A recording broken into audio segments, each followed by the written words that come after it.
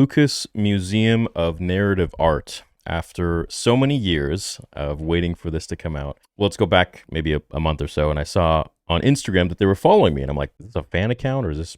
No, it was the real thing. So I sent them a DM and I said, I can't wait until the museum's open. As you guys know, for several years now, I've talked about this museum in passing, and I've mentioned how I want to take so many of you guys out there with me. I'll pay for all of your entry passes and fees and all that stuff. And we'll do like a whole day of just going to the museum, looking at all of the 33 rooms that George Lucas has in this museum. Now, they DM'd me back and they said, we would love to work with you. We'd love to have you part of our influencer program and to promote what Mr. Lucas is trying to achieve, showing all of the different narrative arts out there that he's going to be putting into his museum. And I was floored, man. I'm like, of course.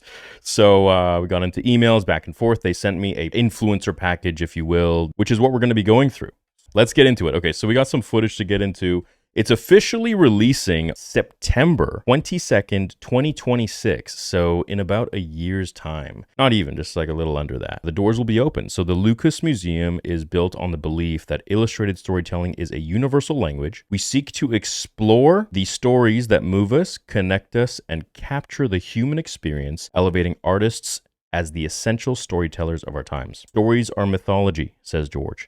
And when illustrated, they help humans understand the mysteries of life. We can't wait to welcome you next year. Visit the link in our bio to learn more about the museum. And if you haven't already, join our email list, stay up to date with museum information. So go ahead and throw them a follow. Lucas Museum. This is George Lucas, guys. This is his project that he's been focusing on for many years. And I remember I went to the site back in, I think it was 2019 or 2018, actually, when they were doing all the excavating in LA.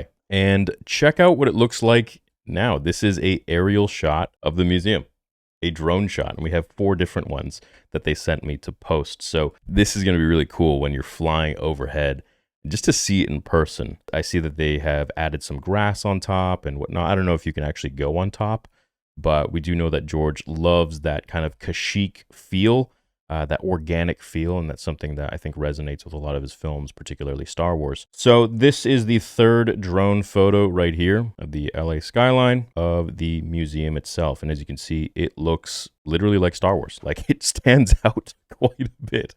It looks totally different from any of the other buildings outside. 4th right here is just another angle to show you guys. I don't even know if you could get all this done in a day. I would say, if you're going to be flying out or making the trip, this for me, since I'll be flying out from Vancouver, which is a 2-hour flight, it'll probably take me several days to go through everything. And I was thinking of, even when it is out, doing 1 video per room. So George has 33 rooms. One of those rooms is Star Wars. They have a life-size Naboo starfighter, which I can't wait to see. They have Grievous on his mono wheel. I hope that they have Anakin's pod racer in there as well. I will be down to actually bring Roger Christian there, maybe Nick Gillard, and see what happens, dude. I think that would be a pretty cool time. It would bring a crowd, bring a lot of people out to George's museum and spread the love. Now, about the museum. Let's get into their little bit of information that they sent me to read to you guys. So about the museum, the Lucas Museum of Narrative Art believes illustrated stories connect us and reflect the shared beliefs that create community. The museum is founded by George Lucas and Melody Hobson with the conviction that art is an emotional connection between the viewer and the story.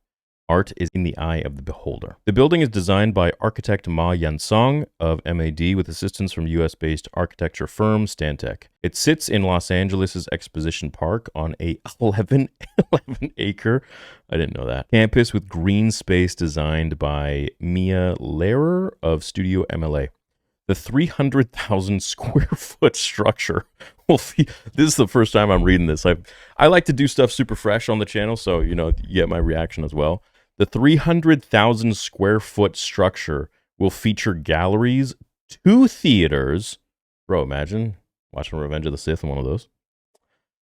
2 theaters, a retail store, a library, a cafe, a restaurant, as well as event spaces. The museum will be open in 2026. They should do a George Lucas convention. They should hold a convention there, and it would have like a whole bunch of Star Wars stuff too, but also artists, exhibitors, things like that. I think that would be pretty fun.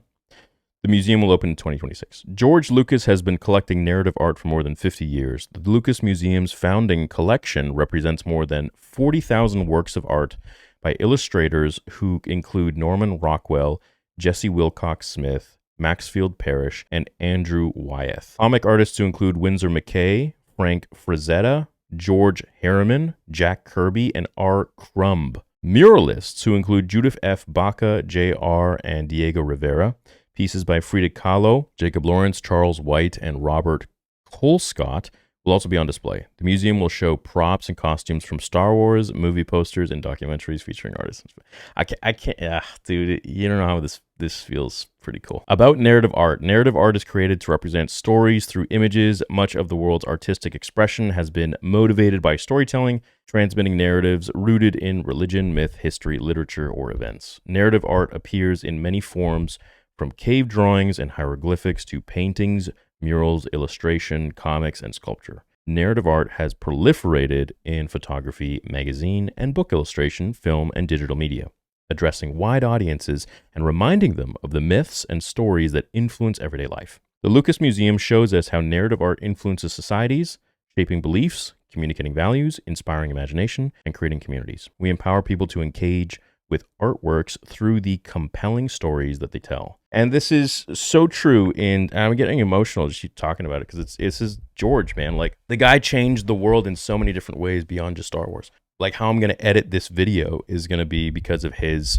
infrastructure that he put in, what he invented. I truly do feel that how so many of us attach ourselves to mythical stories and things like that. I think the same, along some level, can be said for art. And art comes in various forms, not limited to music, movies, comic books, writing, poetry, and art itself, pictures and paintings. And I think all of them resonate something so differently within every single one of us. And I think what George did with Star Wars was he created something that resonated with the masses. Sure, the hero's journey and all that, but it was something that so many of us, in so many different parts of the 6 films that he made for it, was able to unlock that part of ourselves where we could look to these certain characters, whether it be Han Solo, Obi-Wan Kenobi, Luke Skywalker, or it was Anakin or Watto even. Who knows? I'm sure there's someone out there that connects with Watto. And I just want to say that I think